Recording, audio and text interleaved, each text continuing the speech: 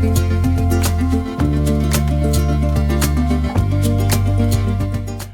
everyone, and welcome back to my channel. Today I've got a quick little tutorial for you, but I'm going to be showing you how to add a loop to any crochet project. So for this tutorial, I'm actually using my crochet washcloth pattern. So this is actually a free pattern on my website, and I also have a tutorial for it. So I'll go ahead and link it right here on the top right hand of the screen. So if you want to check it out, you can just want to click that link. But I really wanted to add a loop to my washcloth so I could hang it up. And so what I like about this loop is that it doesn't mess up the border. So see, when I push the loop back, you still have that pretty border. And so I just added a loop to the back corner of the washcloth. And so I get a lot of questions on this, so I figured I would just show you guys how I do it. So it's a quick little tutorial. All right, and so as I said, I'm just using my washcloth pattern here.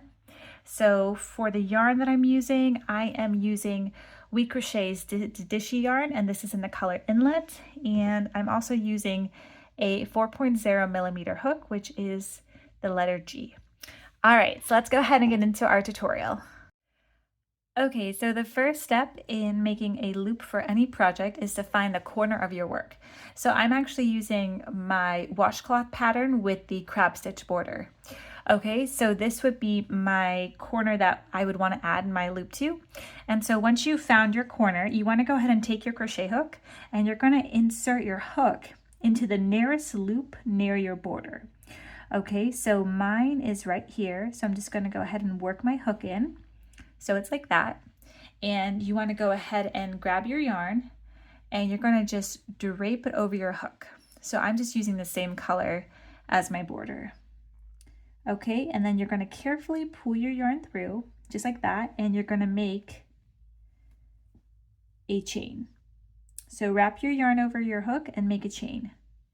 Okay, now once you've done that, you want to go ahead and work your hook through that same loop and make a single crochet.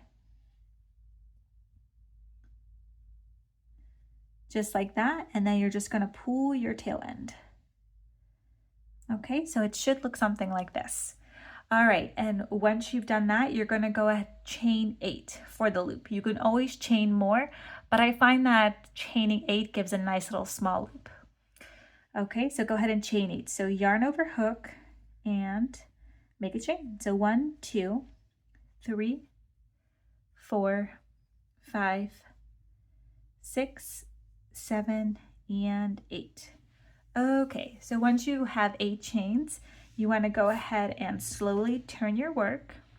So now you're working on the other side, and that is when you're going to find your second loop. So mine is right here, and you want to go ahead and work another single crochet. Okay, so go ahead and insert your hook into that loop, wrap your yarn over, and carefully make a single crochet. Okay, so now you should have something that looks like this. Okay, and so now what we're going to do is we are going to work single crochets around the loop. So turn your work once more. Okay, and so you put my yarn in the back, and so you want to hold it like this, because I find this way the easiest. And so we're going to make our first single crochet. Now this can be a little difficult because the yarn's a little wonky. So what you want to do is you want to hold your yarn with your left hand like this, and you're going to take your hook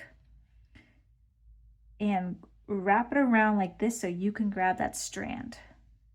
Okay, and then make your first single crochet. Just like that. Okay, and now continue to make 7 more. So 2, 3,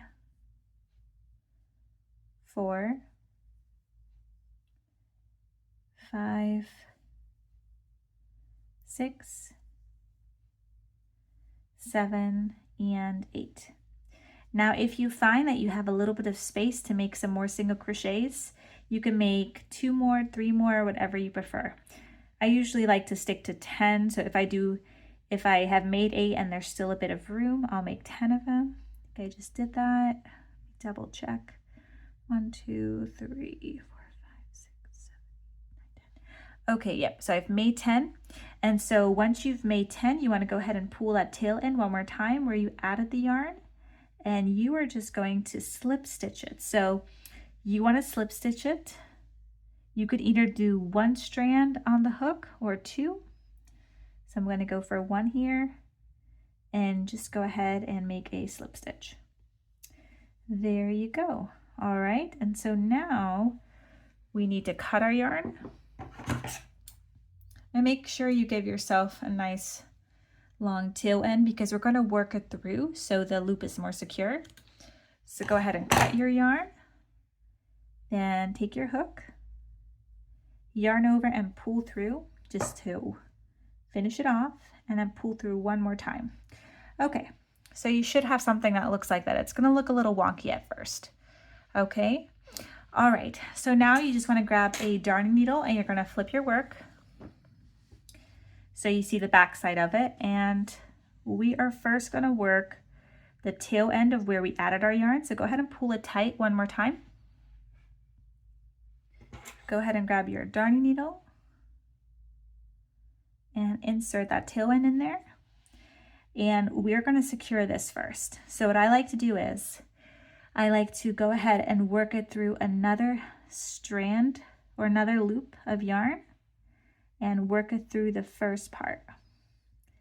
Of course, you could do this a different way if you prefer, but I find doing it like this makes it nice and easy. And so before you pull tight, you just want to work it through that loop again and just pull it carefully so it's secure. Okay, and then you can do that several times if you want to.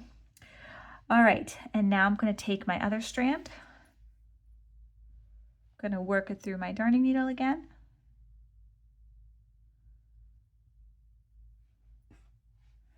All right, and this time what I'm going to do is I'm going to work it through all the single crochets around, okay? So I'm going to start over here and work it all the way around, and then I'm going to tie it off here.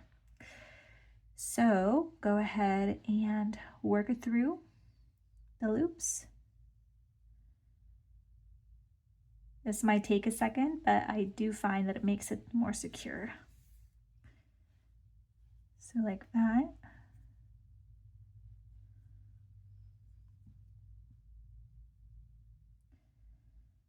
All right, almost there. Just gonna flip my work here.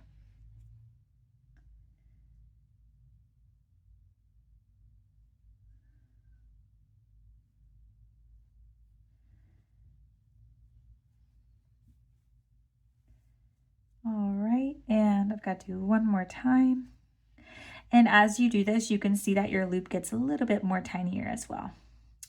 Okay, so I'm here at my last one, and then I'm just gonna work it through through the first white loop and the second one. Okay, I'm just gonna pull it. All right, and now I'm just gonna secure this part right here. So I'm gonna flip my work again and see how it's a big loop, so we don't want that. And so I am just simply going to work it through this way. Might be easier for me to insert my darning needle. Oops, sorry about that. You can see it more properly. So there we go. All I'm trying to do is just secure this strand right here so it's not so big. Okay, and I'm just gonna work it through again. All right, I think that looks good. And you might have to play around with this for a second. I mean, each stitch is gonna be different. Okay, and there we go. All right, I like that. And so now I'm just gonna create a knot. So I'm just gonna work my way through. There we go. All right, and then I would just finish it off, but you should have something that looks like this then. Okay, and so when you flip it over, there you go. Now you've got a really nice secure loop and it's ready to be hung up.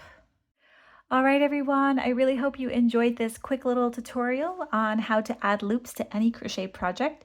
I hope you found it helpful.